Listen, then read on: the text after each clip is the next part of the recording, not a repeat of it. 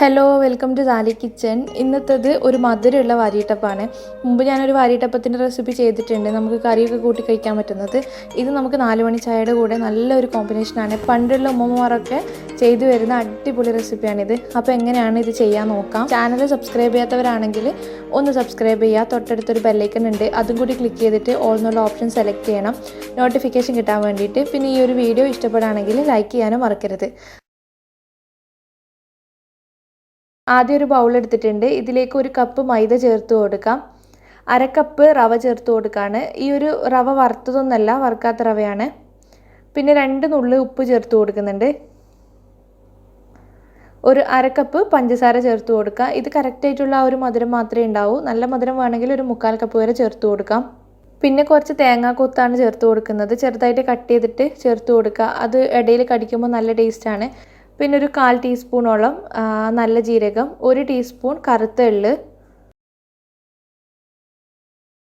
ഒരു 3 ഏലക്ക കൈവച്ചിട്ടൊന്ന് ചതച്ചിട്ട് അങ്ങ് ചേർത്ത് കൊടുക്കാം. പിന്നെ ഒരു 1/4 ടീസ്പൂൺ മഞ്ഞൾപ്പൊടി ചേർത്ത് കൊടുക്കുന്നുണ്ട്. ഒരു 1/4 ടീസ്പൂൺ തന്നെ ബേക്കിംഗ് സോഡയാണ് ചേർത്ത് കൊടുക്കുന്നത്. നല്ലൊരു മണം കിട്ടാൻ വേണ്ടിയിട്ട് ഒരു 2 ടീസ്പൂണോളം നെയ്യ് ചേർത്ത് കൊടുക്കുന്നുണ്ട്. ഒന്ന് പൊടികൾ മിക്സ് ചെയ്തെടുക്കുക. അതിനുശേഷം ഇതിലേക്ക് വേണ്ടിയിട്ടുള്ള വെള്ളം ചേർത്ത് കൊടുക്കണം. ഒരു 1/4 കപ്പ് വെള്ളമാണ് ഈ ഒരു പാകത്തിൽ നമ്മൾ ആക്കിയെടുക്കുമ്പോൾ വേണ്ടി വരിക. ആദ്യം തന്നെ ഫുള്ളായിട്ട് ഒഴിച്ച് കൊടുക്കണ്ട, കുറച്ചായിട്ട് അങ്ങ് ചേർത്ത് കൊടുത്താൽ മതി. നല്ല കട്ടിയിൽ അങ്ങ് കലക്കിയെടുക്കുകയാണ് ചെയ്യേണ്ടത്. പിന്നെ നമ്മളിത് ഒരു 5-10 മിനിറ്റ് ഇതുപോലെ നല്ല ബലം കൊടുത്തിട്ട് മിക്സ് ചെയ്യണം. എന്നാൽ മാത്രമേ ഈ ഒരു അപ്പം നല്ല സോഫ്റ്റ് ആയിട്ട് കിട്ടുകയുള്ളൂ. ഒരു 10 മിനിറ്റെങ്കിലും മിനിമം ഇതുപോലെ അടിച്ച് മിക്സ് ചെയ്തെടുക്കുക. അതിനുശേഷം നമ്മളിത് ഫെർമെൻറ്റ് ചെയ്യാൻ വേണ്ടി മാറ്റി വെക്കുകയാണ്. മിനിമം ഒരു 2 മണിക്കൂറെങ്കിലും വെക്കണം. ഞാനൊരു 4 മണിക്കൂറോളം വെക്കുന്നുണ്ട്. എത്രത്തോളം വെക്കുന്നോ അത്രത്തോളം നമ്മുടെ അപ്പം നല്ല സോഫ്റ്റ് ആവും. ഒരു 6 മണിക്കൂർ വെക്കാൻ പറ്റിയെങ്കിൽ അങ്ങനെ വെക്കുക. അപ്പോൾ ഇതാ നമ്മുടെ മാവ് ഇവിടെ ഫെർമെൻ്റായി കിട്ടിയിട്ടുണ്ട്. അത്യാവശ്യം നല്ല തിക്കായിട്ട് നല്ല ഫ്ലഫി ആയിട്ട് തന്നെ വന്നിട്ടുണ്ട്. ഇതൊന്നും കൂടി മിക്സ് ചെയ്തെടുത്തതിന് ശേഷം നമുക്ക് പൊരിച്ചെടുക്കാം. അപ്പോൾ പൊരിച്ചെടുക്കാൻ വേണ്ടിയിട്ട് ഓയിൽ ചൂടാക്കാൻ വെച്ചിട്ടുണ്ട് ചീനച്ചട്ടിയിൽ. പ്രത്യേകിച്ച് ഷേപ്പൊന്നുമില്ല, കൈ വെച്ചിട്ട് ഇതുപോലെ കോരി ഒഴിച്ചു കൊടുത്താൽ മതി, വാരി ഒഴിച്ചു കൊടുത്താൽ മതി. അതുകൊണ്ടായിരിക്കും ഇതിന് വാരിയിട്ടപ്പം എന്ന് പറയുന്നുണ്ടാവുക. ഒരു മീഡിയം സൈസിൽ അങ്ങനെ ഇട്ട് കൊടുക്കുക.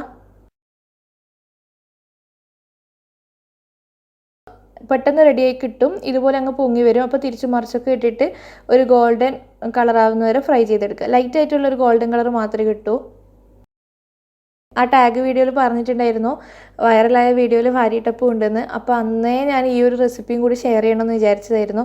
ഈ ഒരു കളറായി കിട്ടിയാൽ മതി. ഇത് നമുക്ക് എണ്ണയിൽ നിന്ന് മാറ്റാം.